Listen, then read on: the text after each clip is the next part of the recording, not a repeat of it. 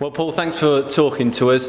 Just want to get your thoughts on Harry Redknapp. You played under him in a very successful season at Portsmouth. He often speaks about it was the team spirit as much as the ability that got that team promoted. Would you agree with that? Yeah, very much so. I mean, the most important thing, first of all, Harry, phenomenal man manager. You know, I only trained certain days when I went down there because of my age, and you know, he was different class. The most important thing, one, we had a good team. Two, we had a good team spirit, and three, we had a good start. And I'd probably put the third one into the front. I think it's so important to have a good start in this league when you start, because you look after about 10 games, whoever's up the top very rarely don't stay in the top 6. I mean, and you've always got that little cushion to fall back on to be in the top 6 and in the playoffs. But you know, for QPR, you know, for me, very lucky Harry stayed, because you know he's got that experience.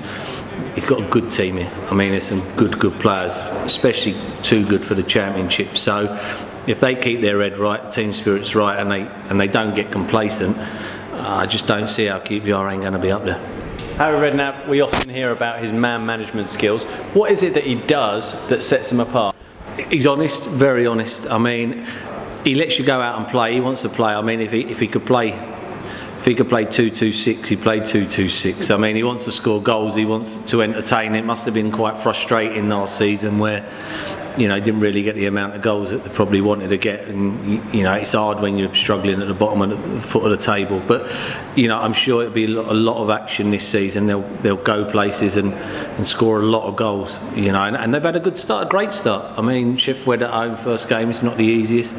You know, full house. I think it was the first time they've had a full house at home, first game for many a year. So, you know, I live quite. I come from quite local, from Queen's Park Rangers, and you know, I know if they're winning every week, they'll pack the place out. And you know, I don't see anything but QPR. I don't want to put pressure on Harry and Kev and Joe and Steve and the players, but I'd be shocked if they didn't go up. You know, if you look at this team, you know, I was watching them train earlier. I mean, there's a lot of these players that would walk into every other team in this league, but there's not a lot of other players in this league that would walk straight into the QPR team. So, you know, they've got that added pressure as well of, you know, when you're coming up against Sean Wright-Phillips, your Zamoras, your Joey Bartons, you know, Premier League footballers, Gary O'Neill, you know, players are going to lift their game, and that's the problem that QPR are going to have, is, you know, the players have got to be up for every game, because there are going to be games in this league where they're going to run away and win 4 and 5-0, and they'll think, oh, this is easy, and then all of a sudden the week after, you know, you get brought back down to earth. But you know, I'm pretty confident. Harry Redknapp always said that you were critical to Portsmouth's success in that 2002-03 season. You looking at the squad here, who do you believe can have that sort of impact if Rangers are to have a successful season? If Joey Barton's here, for me, he should be absolute head and shoulders above everybody in this league. I mean, he should. I mean, playing in centre midfield, I mean, he should get on the ball and dictate football matches. You know, for me, he's the one.